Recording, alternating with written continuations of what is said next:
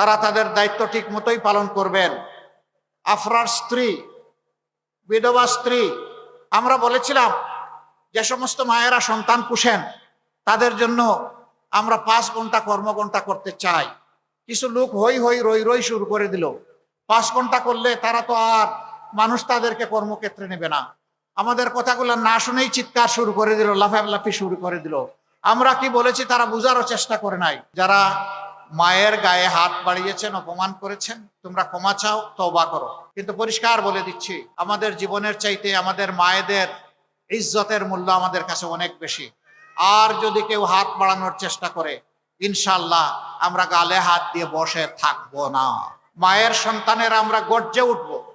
যে কোনো মূল্যে আমাদের মায়ের মর্যাদা আমরা ইনশাল্লাহ রক্ষা করব। আমার ভাই আফসোস করে বলেছেন, এবারকার নির্বাচন অবাধ, সুষ্ঠু হবে, নিরপেক্ষ হবে। সকলে সকলের ভোট যার যার ইচ্ছা মতো দেবে। আর ভোটের পরিবেশ সৃষ্টি করার জন্য দলগুলো, তাদের কর্মী সমর্থকরা ঘরে ঘরে জনে জনে যাবে, প্রচারণা চালাবে, যার যার আদর্শ কর্মসূচি নিয়ে যাবে। জনগণ যাচাই বাছাই করে যাকে পছন্দ করবে তাকে ভোট দেবে। মায়েরা যাবেন, ভাইয়েরা যাবেন, সবাই যাবেন। কিন্তু কিছু কিছু জায়গায় দুঃখজনকভাবে আমাদের মাদেরকে থামিয়ে দেওয়ার চেষ্টা করা হচ্ছে। আরো বেদনাদায়কভাবে কোনো কোনো জায়গায় হেনস্থা করা হচ্ছে, গায়ে হাত দেওয়া হচ্ছে। আল্লাহর দোহাই দিয়ে বলে, এই কাজ তোমরা যারা করেছো, তোমরা নিজের অনেক ক্ষতি করে ফেলেছো। আমি বিশ্বাস করি একজন নিরীহ ইমানদার দেশপ্রেমিক মায়ের হাতে গায়ে কেউ হাত দিলে আল্লাহর আরশ থরথর করে কেঁপে উঠবে। এই কাজ কেউ করবে না। যারা করেছো তোমরা তওবা করো, তোমরা মায়েদের কাছে ক্ষমা চাও। তোমরা ভবিষ্যতে এই ধরনের অপকর্মের চিন্তাও করবে না। আল্লাহ চাইলে তোমাদেরকে ক্ষমা করে দিতে পারেন, আমাদের মাওরাও তোমাদেরকে ক্ষমা করে দিতে পারেন। তবে মনে রাখবা, যারা হজরতে খাদিজা, হজরতে নুসাইবা এবং হজরতে হিন্দার যারা উত্তরসূরি, তাদেরকে চোখ রাঙ্গানি দিয়ে থামিয়ে দেওয়া যাবে না। তারা তাদের দায়িত্ব ঠিক মতোই পালন করবেন। আফরার স্ত্রী, বিধবা স্ত্রী, তার 2 সন্তানকে কুলে টানলেন আর হু হু করে কেঁদে দিলেন। তারা বললেন, মা তুমি কাঁদো কেন? জবাব দিলেন, আমি কাঁদি, রাসূল করিম সাল্লাল্লাহু আলাইহি ওয়াসাল্লাম জীবনের প্রথম অভিযানে যাচ্ছেন, হয়তোবা দিনের শত্রুদের মোকাবেলা হবে। আমার এই সংসারে প্রাপ্তবয়স্ক কোনো লোক নাই, তোমার বাবা মারা গেছেন আর তোমরা অবুঝ। তারা বললেন, মা আমরা যাব না, তোমরা তো প্রাপ্তবয়স্ক হওনি, নবীজি তোমাদেরকে নিবেন না, তোমরা যুদ্ধের জন্য উপযুক্ত না। বলে যে আমাদেরকে গোসল করান, যুদ্ধের পোশাক পরাই দেন, মাথায় কপালে একটা চুমু দেন এবং উটের পিঠে উঠায় দেন, অস্ত্র আমাদের হাতে তুলে দেন। আমরা নবীজিকে ছাড়বো না, আমাদেরকে যুদ্ধের ময়দানে নিতে হবে। আল্লাহর নবী প্রস্তুত। এই 2 যুবক একে উঠে চড়ে হাজির। জিজ্ঞেস করলেন, তোমরা কারা?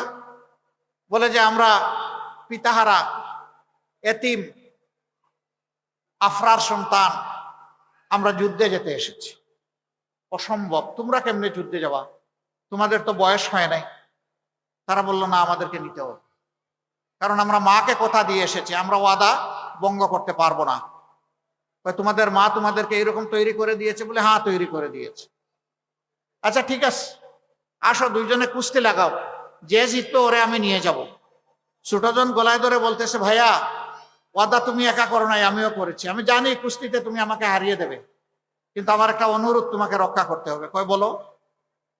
কয় যে প্রথম রাউন্ডে তুমি হেরে যাইও ইচ্ছা করে, আর এরপরে সব রাউন্ড তোমার। আলহামদুলিল্লাহ, আল্লাহ রসুল দেখছেন আর হাসছেন 2 জনের কানাকানি, যে কিছু একটা হয়ে যাচ্ছে এখানে। এরপরে যা হবার তাই হলো। রাসূল করিম সাল্লাল্লাহু আলাইহি সাল্লাম 2 জনকে তুলে নিয়ে চুমুতে চুমুতে একদম ভরে দিল। তারপরে নিজের হাতে আল্লাহর উপর তাওয়াক্কুল করে ওই একই উটের পিঠে ওদেরকে উঠাই দিলেন। যুদ্ধের ময়দানে গিয়ে বড় ভাই তিনি রাসূল করিম সাল্লাল্লাহু আলাইহি সাল্লামের একজন মর্যাদাবান সাহাবীকে কানে কানে গিয়ে বললেন, চাচা যান, আবু জেহেলকে এই যুদ্ধে কি সে এসেছে? উনি হাসতে হাসতে কিলকিলিয়ে বললেন, তুমি আবু জেহেল দিয়ে কি করবে? ও তো মক্কার সবচেয়ে বড় পাহলওয়ান, যোদ্ধা, দুর্ধর্ষ সেনাপতি। কয় চাচা একটু দেখায় দেন। কয় কেন? মায়ের মুখে শুনেছি সে নাকি আল্লাহ রসুলকে সবচেয়ে বেশি জ্বালাতন করেছে, ওরে একটু দেখতে চাই। তিনি বললেন, যার মাথার পাগড়িটা সবচেয়ে বড়, যার দাড়ি সবচেয়ে লম্বা, যে মানুষটা এখানে সবচেয়ে উঁচু, যার মুখে গুটির দাগ, তার নাম আবু জেহেল। ওনার বর্ণনা শেষ হওয়া মাত্রই ছু করে তার ধনু থেকে তীর বের হয়ে গিয়ে এফুড় এফুড় চিৎকার দিয়ে আবু জেহেল মাটিতে পড়ে বলতেছে, ওরে কৃষকের সন্তান, তোর হাতে আমার জীবন যাবে, একটা অভিজাত আমাকে মারতে পারলো না। কৃষকের সন্তান মানে মদিনাবাসী, ওরা হেয় করত। আমরা তো সেই রকম মা পেয়েছি, সেই রকম মা গত 15.5 বছর আমরা দেখেছি।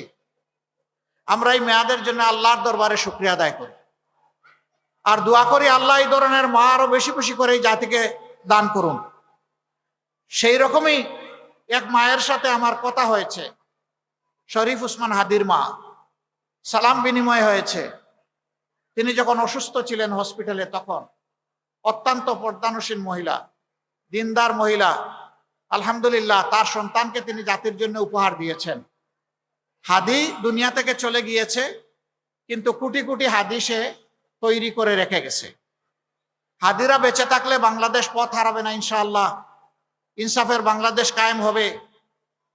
পুরুষদের মতো নারীরাও কর্মক্ষেত্রে সমান অবদান রাখবেন, সম্মান এবং নিরাপত্তার সাথে আমরা তার যে কোনো মূল্যে নিশ্চিত করব ইনশাআল্লাহ। চলাচলের জন্য বড় শহরগুলোতে আলাদা বাস সার্ভিস থাকবে, পিক আওয়ারে তাদের জন্য আলাদা গাড়ি থাকবে। পুরুষদের অসুবিধা নাই, মাইলের পর মাইল হাঁটবে, বাইক চালাবে, বাইসাইকেলে আসবে, পাবলিক ট্রান্সপোর্টে উঠবে, ঠেলাঠেলি করে, সমস্যা নাই। কিন্তু আমার মায়ের সমস্যা আছে, সেই সম্মানটা আমরা নিশ্চিত করব ইনশাআল্লাহ। কর্মক্ষেত্রে মায়েদের জন্য সেখানে বেবি কর্নার থাকবে, ব্রেস্ট ফিডিং কর্নার থাকবে, ডে কেয়ার থাকবে। এই সব ব্যবস্থাও নিশ্চিত করা হবে। পর্যাপ্ত পরিমাণে একটা সংখ্যা যদি সেখানে মায়েদের অবস্থান থাকে, একেবারে কম হলে করাটা কঠিন হবে। পর্যায়ক্রমে সব ইনশাল্লাহ আমরা করব। আমরা বলেছিলাম যে সমস্ত মায়েরা সন্তান পুষেন তাদের জন্য আমরা 5 ঘন্টা কর্মঘণ্টা করতে চাই। কিছু লোক হই হই রই রই শুরু করে দিল। 5 ঘন্টা করলে তারা তো আর মানুষ তাদেরকে কর্মক্ষেত্রে নেবে না। আমাদের কথাগুলো না শুনেই চিৎকার শুরু করে দিল, লাফালাফি শুরু করে দিল। আমরা কি বলেছি তারা বুঝারও চেষ্টা করে নাই। আমরা বলেছি বহু মা সন্তান লালন পালন করতে গিয়ে চাকরিটাই ছেড়ে দেন, এরপরে সেই চাকরিতে আর ফিরে যেতে পারেন না।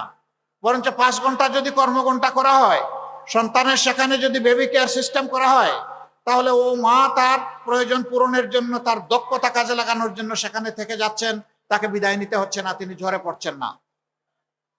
আমরা বলেছি এই যে গ্যাপ হবে, এই গ্যাপের দায়িত্ব রাষ্ট্রকে নিতে হবে। মারাই তো রাষ্ট্রের বুনিয়াদ, তাদেরকে বাদ দিয়ে তো কোনো কিছু কল্পনাই করা যাবে না। যারা সন্তানও আপনার মতো আমার মতো সন্তানকে বড় করলেন, আবার কর্মঘণ্টা ওই সময় কঠিন সময় 8 ঘন্টা আপনার মতো আমার মতো করতে হবে, এটাকে অবিচার নয়? আমরা কথা দিয়েছি সমাজে সুবিচার কায়েম করব, সুবিচারের দাবি ইনশাল্লাহ আমরা পূরণ করব। কোনো মা তার কর্ম থেকে ড্রপ হয়ে আসবেন না, কর্মের সাথে লেগে থাকবেন যদি তিনি চান। তবে হ্যাঁ, কেউ যদি মনে করেন যে না আমি 5 ঘন্টা নয় 8 ঘন্টাই করব, শি উইল বি অ্যাপ্রিসিয়েটেড, তাকে অভিনন্দন জানানো হবে, কোনো সমস্যা নাই, আমরা বাধ্য করব না। সম্মানিত মা ও বোনেরা, এটা কি শুধু মুসলমান মায়েদের জন্য? Of course not. এটা মায়ের জাতির যারাই হবেন, যে ধর্মেরই হবেন, তাদের সকলের জন্য। তবে একটা জিনিস আমরা ফিল করি, চলাচলে সফরে প্রয়োজনে আপনাদেরকে বিভিন্ন মার্কেটে একান্ত প্রয়োজনে যেতে হয়, কিন্তু পুরুষদের জন্য পর্যাপ্ত ওয়াশরুম, নামাজের জায়গার ব্যবস্থা থাকলেও মহিলাদের জন্য, নারীদের জন্য সেটা থাকে না। আল্লাহ যদি আমাদেরকে এই সুযোগ দেন, জায়গায় জায়গায় মার্কেট যারা বানাবেন তাদেরকে কন্ডিশন দিয়ে দেওয়া হবে, এটা নিশ্চিত করতে হবে আপনাদের। পুরুষরা দৌড়াদৌড়ি ছুটাছুটি করতে পারবে, আমার মা যাবে কোথায়? যার সবচাইতে প্রয়োজন তার জন্যই কোনো ঠিকানা নাই, যার প্রয়োজনটা ছোট তার জন্য সব রেডি করে রাখা হয়েছে। আমরা মাতৃতান্ত্রিকতাও চাই না, আমরা পিতৃতান্ত্রিকতাও চাই না, আমরা একটা মানবিক সমাজ চাই। উভয়ের সমন্বয়ে আমরা একটা মানবিক সমাজ চাই। আমরা কোনো ক্লেশ চাই না, বিভাজন চাই না, ধর্মেও চাই না, বর্ণেও চাই না, আমরা কোনো জেন্ডারেও কোনো ব্যবধান চাই না। তবে আল্লাহ তাআলা যার জন্য প্রাকৃতিকভাবে যা তৈরি করে দিয়েছেন সেইটাকে নিয়ামত হিসাবে কবুল করে নিয়েই আমাদের শুকরিয়া আদায় করতে হবে। এটাই আমাদের কথা। আপনাদের প্রতি আমাদের অনুরোধ, 12 তারিখে দুটি ভোট, একটা হচ্ছে হা ভোট। হা মানে হচ্ছে বাংলাদেশ জিতে যাওয়া, হা মানে হচ্ছে আজাদি, হা মানে ফেসিবাদ, যন্ত্রণা আর ফিরে না আসা। অতএব ইনশাআল্লাহ আমাদের প্রথম ভোটটি হবে হা। দ্বিতীয় ভোট ন্যায় এবং ইনসাফের বিপক্ষে। পরিষ্কার কথা, দূর অতীতে আমাদের যাওয়ার দরকার নাই। যেদিন থেকে আল্লাহ তাআলা কিছু মুক্তির ব্যবস্থা করে দিলেন, 5ই আগস্ট 24 সাল, সেদিন থেকে কার আমলনামা কেমন, কার দৃষ্টিভঙ্গি, চলাফেরা, কাজকর্ম, আচার আচরণ, কার নীতি পলিসি কেমন, সেইটা আপনাদের সকলের সামনে পরিষ্কার। এখানে যাদেরকে সুনীতির উপর পাবো, যাদের উপর আস্থা রাখতে পারবো, আমার দেশ, আমার মাটি, আমার মা, আমার ভাই, সবার আমানত যারা রক্ষা করতে পারবে, ইনশাআল্লাহ 12 তারিখের ভোট তাদের পক্ষে হবে। আমরা ইনসাফের প্রতীক দাঁড়িপাল্লা দিয়েছি। আমরা ওজন করে সকলের পাওনা তার ঘরে পৌঁছে দিতে চাই। যার যেটা অধিকার, যার যেটা পাওনা, সেইটাই দাঁড়িপাল্লার নিক্তিতে ওজন করে ইনশাআল্লাহ আমরা পৌঁছে দিতে চাই। আল্লাহ যেন আমাদেরকে তৌফিক দান করেন। মায়েরা আসুন, মানবতার বিজয়ের জন্যে, আল্লাহর দ্বীনের বিজয়ের জন্যে, একটি সুষ্ঠু পরিশীলিত সভ্য উন্নয়নমুখী সমাজের জন্য আমরা এগিয়ে যাই। এখানে যুবতীরা যারা আছেন তাদের জন্য আমরা এতটুকু কথা বলতে চাই, আমরা তোমাদের হাতে কোনো বেকার ভাতা তুলে দেব না। আমরা তোমাদের 2টা স্কিল উপহার দেব। একটা হচ্ছে ল্যাঙ্গুয়েস্টিক স্কিল, ভাষার দক্ষতা, ইংলিশ আরবি, অবভিয়াসলি যার জন্য যেটা প্রযোজ্য, বাংলা তো আমার আছেই। আর দ্বিতীয়টা হচ্ছে হাতকে দক্ষ মানুষ হিসাবে আমরা গড়ে দেব তোমাদের হাতকে। সেই প্রফেশনাল এডুকেশন আমরা দিব ইনশাআল্লাহ, যাতে তোমরা সম্মান এবং মর্যাদার সাথে কাজ নিয়ে তোমরা থাকতে পারো, বেকার ভাতা নিয়ে নয়। আমরা বেকার ভাতাকে মনে করি যুব সমাজকে অপমান করার শামিল। তারা কি কারো কাছে মিছিল করে বেকার ভাতা চেয়েছে? তারা কাজ চেয়েছে, তারা কর্মসংস্থান চেয়েছে। আমরা তাদের হাতে ইনশাআল্লাহ কাজ এবং কর্ম তুলে দেব, তাদেরকে সম্মানিত করব, তারা সম্মানিত করবে জাতিকে এবং দেশকে। আপনারা আমাদের জন্য দোয়া করবেন। 12 তারিখের এই বিজয় বাংলাদেশ জামাতে ইসলামের বিজয় না হয়ে 12 তারিখের এই বিজয় হোক 18 কোটি মানুষের বিজয়। 18 কোটি মানুষের বিজয় যদি হয়, আলহামদুলিল্লাহ, এটা হবে জামাতে ইসলামের বিজয়। আমরা কোনো ব্যক্তি, গোষ্ঠী, পরিবার, দলের বিজয় চাচ্ছি না।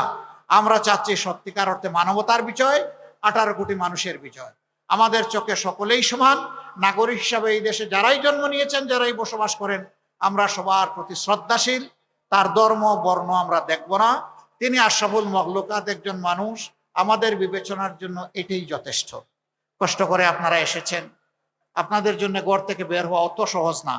এই যে এখানে ফুলকুড়িদের মেলা, এখানে সব ফুলের কলিগুলা সবাই চলে এসেছে এখানে, এসে তারা এনজয় করতেছে। এদেরকে নিয়ে সামলিয়ে আপনাদের এখানে আসা, আবার নিয়ে যাওয়া, আপনাদের এই স্যাক্রিফাইস, এই ত্যাগ আল্লাহ তাআলা কবুল করুন দেশের জন্য, জাতির জন্য। আমি শেষ পর্যন্ত অনুরোধ করেছি, আগে যারা মায়ের গায়ে হাত বাড়িয়েছেন, অপমান করেছেন, তোমরা ক্ষমা চাও, তওবা করো, আল্লাহ তোমাদেরকে মাফ করে দেবেন। কিন্তু পরিষ্কার বলে দিচ্ছি, আমাদের জীবনের চাইতে আমাদের মায়েদের ইজ্জতের মূল্য আমাদের কাছে অনেক বেশি। আর যদি কেউ হাত বাড়ানোর চেষ্টা করে, ইনশাআল্লাহ আমরা গালে হাত দিয়ে বসে থাকবো না। মায়ের সন্তানের আমরা গর্জে উঠবো। যে কোনো মূল্যে আমাদের মায়ের মর্যাদা আমরা ইনশাআল্লাহ রক্ষা করব।